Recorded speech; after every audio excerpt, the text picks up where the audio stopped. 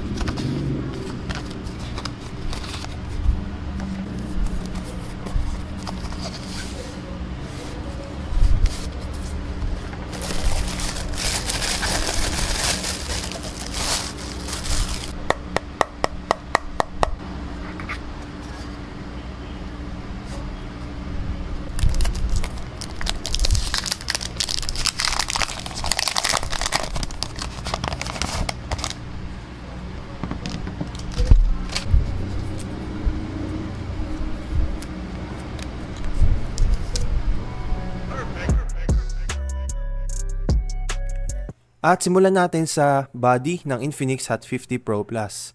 Meron tayo ditong weight na 162 grams, which is, to be honest, no, upon testing, napakagaan niya talaga, lalo na kung binulsa mo, halos di mo mararamdaman, no, na meron ka palang nilagay na phone doon sa bulsa mo. At sa build quality naman tayo ng phone na to. Meron tayo ditong glass front, plastic back at plastic frame. Guys, na-impress ako dito sa frame ng Infinix Hot 50 Pro Plus kasi akala ko na gawa siya sa materials kagaya ng aluminum or something hard na bakal. Pero plastic lang pala to, ganun ka-solid to guys. At isa pang solid feature ng phone na to, meron siyang IP54 dust and splash resistant. So halimbawa biglang umulan at nabasa yung phone nyo, may peace of mind kayo na hindi siya masisira kasi protected naman siya ng IP54. Sa display ng Infinix Hot 50 Pro Plus, meron tayo ditong curved AMOLED display na naka-high refresh rate na 120Hz at merong typical brightness na 550 nits. Pwede pa yung mag-bump up ng 1300 nits kapag naka-auto brightness ka. Sa protection naman ng display na to, ina-advertise ng Infinix na naka-Corning Gorilla Glass to para may peace of mind kayo sa scratches. Though walang sinabi si Infinix kung anong Corning Gorilla Glass to, kung 1 ba, 2, 3, or 5. Huwag din natin kalimutan na nandito yung biometrics natin na in-display fingerprint sensor. Ayan, so naka-Android 14 tayo dito. Ito na yung pagkabili. At meron lang tayo ditong one major update which is Android 15. XOS 14.5 yon. Ayun yung dapat nating abangan dito. Sa chipset naman, meron tayo dito MediaTek Helio G100 6nm at GPU na Mali G57 MC2.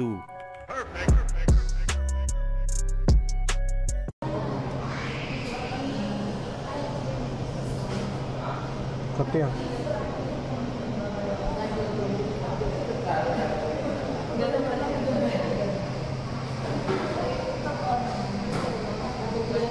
Wala pa akong damage eh. Lahat pala naglayla ako.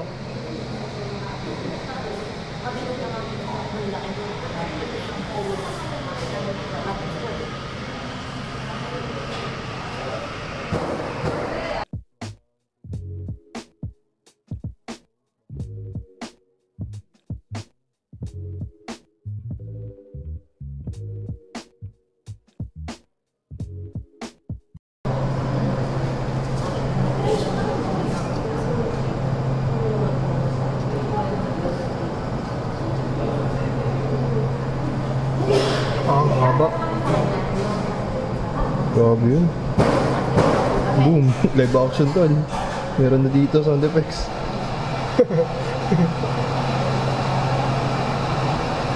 Sino yung mga kalaban? Sino yung kalaban ah? Oh!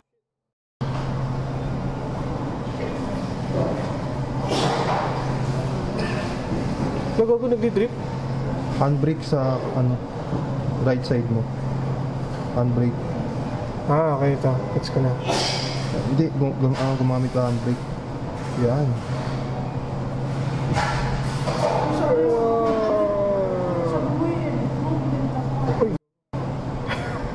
Sumubra. Ulit. Ano masasabi mo? Maganda naman. Maganda naman. Ayos lang. Playable. Playable siya. Pero parang ano eh. Ano ba itong brakes dito? Pa? Sa likod? Sa harap?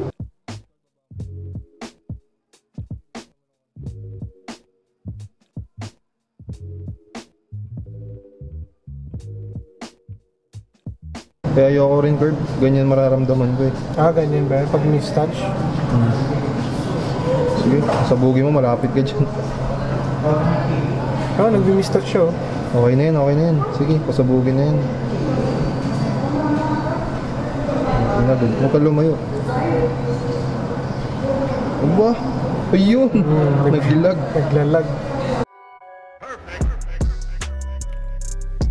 Sa main camera ng Infinix Hot 50 Pro Plus, meron tayo ditong 50 megapixels na f1.6 aperture, 27mm, at extra camera na 2 megapixels, f2.4 yung depth sensor natin at isang auxiliary lens. At ito yung front-facing camera ng Infinix Hot 50 Pro Plus, 13 megapixel yung front cam natin dito, 2K30 yung pinakasagad na pwede nating ma-record dito, walang EIS. Ayan, ito yung quality niya. Kung mag-vlog kayo, no? Ayan.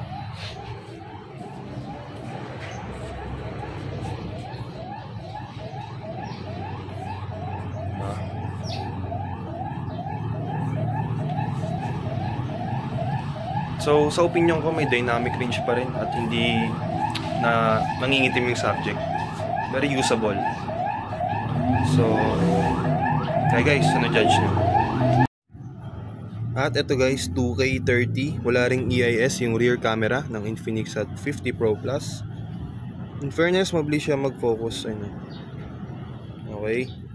Test natin sa kapaligiran. Ayan.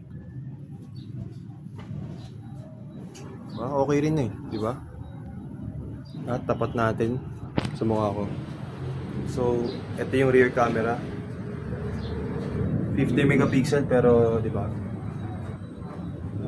Picture niya pag nag-vlog ka. Not sure, no?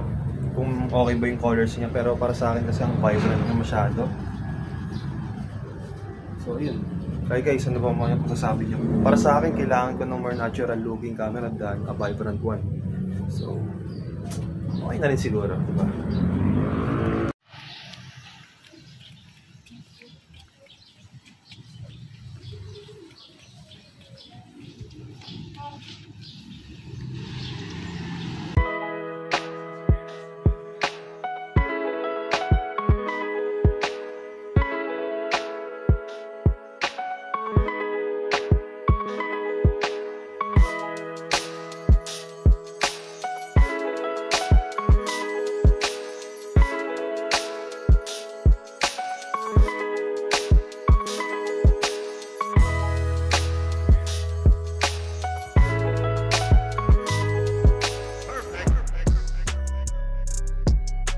Ayan tol, so simulan muna natin sa pros ng cellphone na yan. Ano ba yung napapansin mo tol dyan? So syempre magsimula muna tayo sa design niyan.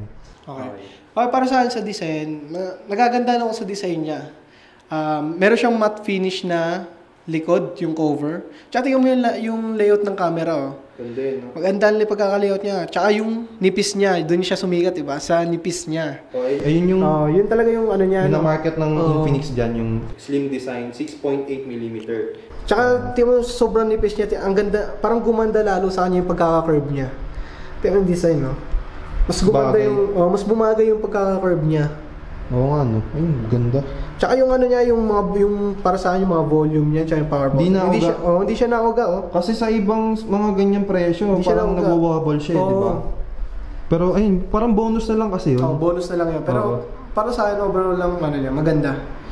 Maganda talaga. Para siyang premium talaga. Hindi mo akalaing sa presyong 8.5 no. Oo. Hindi mo siya akalaing parang ano siya, mumurahin, pero maganda talaga siya. Ito, ano ko lang, dadagdag ko lang, no? Yung frame kasi nito, guys, di ko masabi kung plastic ba. Pero, base kasi sa feel or sa mga experience ko rin dito, no? Parang bakal kasi yung feeling niya dito. Solid talaga. Hindi siya yung pag kinatok mo ng kuko mo, may tunog plastic. Ito, guys, solid talaga eh. Ikaw, try mo, Mark, kapain yung ano niya. Oo, solid nga. Tsaka ano siya, maganda sa appearance niya sa akin, para sa akin, is yung sobrang ganya. Maganda yung pagkakaano niya. Ito, let's be honest, parang ang ano niya tignan, parang galante. Oo, galante yun. Diba? Yun ang tamang word, galante. Galante, para tol. siyang galante tignan. Elegant. Oo, Ang elegant. ganda, legit guys, yung color na napili ko dito, ang ganda talaga. Tingnan nyo na lang, di ba? Hindi to sponsored ng Infinix, pero ako talaga guys, nagsasabi sa inyo, maganda talaga eh. Oh, maganda talaga yung tsura niya, guys. Okay. Bukod kasi guys, syempre sa design, doon naman tayo sa pros sa gaming experience. Ito kasi... Okay, sige. Wait lang Guys, ito kasing si Mark, no, naglalaro siya. Sa kanya ko talaga pinatest yung mga games, no, na dinownload ko sa cellphone na yan. So, magbase muna tayo sa experience niya kasi ako, di naman talaga naglalaro sa cellphone. Okay, so, let's move on sa game. Okay, una-una pansin dito, guys. Naka-optimize talaga siya para sa mga MOBA games. Yon. Sa mga ML, HOK, yon, mga ganon. Naka-optimize talaga siya para doon. So nagiging smooth siya pag nilalaro mo yon. Lalo na sa... Pati yung mga FPS games, yon, yung mga shooting games, yung mga COD. Ano yung default settings sa ML niya? Ang default settings niya, napansin ko, siya, super, tsaka ultra. Naka-super siya, tsaka ultra. Kaya yung graphics niya, maganda talaga, guys. Smooth talaga no? Smooth talaga siya. Kasi sa gameplay na nakita nyo naman kanina, di ba? Talagang playable. Playable talaga siya. Tingin mo, kaya ba niya makipag-competitive sa mga pro ganyan? Para sa akin maganda to guys. Pag lalo na, kasi nagiging smooth nga, mas gumaganda yung paglalaro mo dito. Bonus pa yung magaan. Sa COD? Oo. Sa COD naman. Sa COD guys, maganda rin. Smooth din siya. Though, meron siyang part na nag-glitch siya. Pero playable talaga siya guys. Nag-stutter ba? Yun. Nice. Okay. Ayan tol, syempre di naman lahat ng cellphone may pros. Syempre may cons din yan. Ngayon, ano ba yung napapansin mo tol dyan sa cons, dun sa appearance muna? Okay. Ito yung mga cons na napansin ko dito guys. Ito totoo to Para sa akin, yung mat niya, yung pagkakamat niya, masyado siyang madulas talaga. Hindi ko alam kung sa akin lang yun pero madulas talaga siya. Then sa sobrang nipis niya, ito pa isa pa, sobrang nipis niya, mahirap siyang hawakan guys. Wala siyang grip talaga. Yun yung cons na... Meron nga isang beses munti ko na madulas sa kamay ko to eh. Roll the clip. Print pa yun, di ba? May fingerprint pa siya. Kinabahan. Then, sunod na sa akin is masyado siyang magaan. Oo nga. Merong time kanina na nasa bulsa ko to, then di ko na malayan na nasa bulsa ko pala dahil sa sobrang gaan. Hindi mo alam na nasa bulsa mo na pala. Mahirap, pag nadukutan ka no? Di mo alam. Lalo na mahirap. Tapos, bukod dun sa appearance niya tol, sa gaming naman tayo. Ano yung napapansin mo? Yung cons? Yung cons sa gaming is, para sa akin, ayos lang naman siya sa gaming. Ang problema lang, merong mga application na games. May mga games application na hindi siya consistent. Hindi siya optimize sa game na 'yon. Parang yung mga racing na nilaro mga racing, nilaro ni Jeep kanina. Ito, guys, hindi siya optimize doon. For example, yung Tar X Street na laro, ano siya graphical demand siya na laro. Like sobrang playable pero di siya yung to the point na sobrang consistent ng may performance. May mga shuttle siya yung yan. Nag-glitch ng konti. Good for casual lang rin. Para sa akin talaga kasi optimize talaga siya sa mga sa mga Mobile Legends, mga ganun. Mobile Legends HOK, tsaka COD, yung nilalaro ng karamihan. Clash of Clans, ganyan. Yung mga ganun, yung Clash of Clans. Para doon talaga siya. Yan. Tapos, gusto ko rin i-point yung sa camera kasi may napansin din akong cons dyan, tol. Ikaw, ano ba yung napansin mo? Para sa akin, medyo masyadong vibrant yung kulay ng camera niya. Tama. Totoo. Napansin mo rin yun, no? Kasi tol, kanina, nagpipicture ako, tol. Yung labi ko, ang pula masyado. parang hindi true to life. Oo. Kasi let's be honest, ang ina-achieve kasi talaga ng karamihan iPhone look. Yun. Like doon na tayo sa totoo. Taas na expectation nila, no? Kaso maganda naman yung post-processing ng image overall. Pero yun nga, pag usapang colors, medyo vibrant ng sobra. Medyo vibrant talaga siya, sobra. Siguro, di siya deal breaker sa iba. Pero kung sa mga taong kagaya namin, siguro, deal breaker yun, no?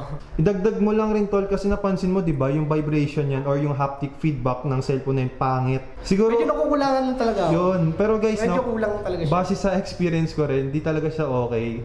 Pag pinipindot mo, parang ang mushy ng vibration niya. Hindi siya yung solid na kagaya sa ibang phone para sa presyo na to. So, wala. Cons sa akin yung vibration niya. Sa display naman, tol, ano yung masasabi mo dyan? Sa display niya, para sa akin, sa sobrang ganda niya, sa sobrang responsive niya, parang ano siya, sensitive na siya. Yun. Para sa akin, habang naglalaro ko kanina, habang naglalaro ko ng Mobile Legends, ng mga laro, nagbi-mistouch siya sa sobrang sensitive na ng display. Legit. Siguro kasi di lang ako sanay or feeling ko sa edge, sa curve. Tapos may share din ako. One time kasi guys, nanonood ako ng Netflix, no? Siyempre, ang normal na hawak pa ganyan. Ngayon, yung daliri ko dito, no? Natatamaan niya yung, sa YouTube pala, natatamaan niya yung gilid nga. And then, ang nangyayari, kasi may feature yung YouTube na, pag hinold mo tong side dito, itong area na to, yan, matik yan, part pa rin to ng display yan, tong gilid na to, so cover niya tong buong gilid na to. Ang nangyayari, nagpe-playback siya ng 2 times, so ano problema ko? Malaking problema rin yun. Minor lang naman yun, pero... Para sa akin, major Sa akin, minor lang yun. Sobrang nipis. Depende lang talaga sa tao, guys. Well, kayo, sa inyo na yan. Sa inyo rin yun. At hanggang dito na lang po yung video natin for today. Maraming salamat sa panonood at kung gusto nyo yung mga ganitong klase ng video, make sure to subscribe and like this video para ma-recommend tayo ng YouTube sa ibang mga suggested videos. At ayun, kung gusto nyo ng mga ganitong klaseng video, mag-comment din kayo kung ano yung next phone na pwede nating ma-review. At sana tumugma kung kailan ako magkakapera kasi hindi naman to sponsored ng company or ng brand. So, ayun guys, peace. Thanks for watching.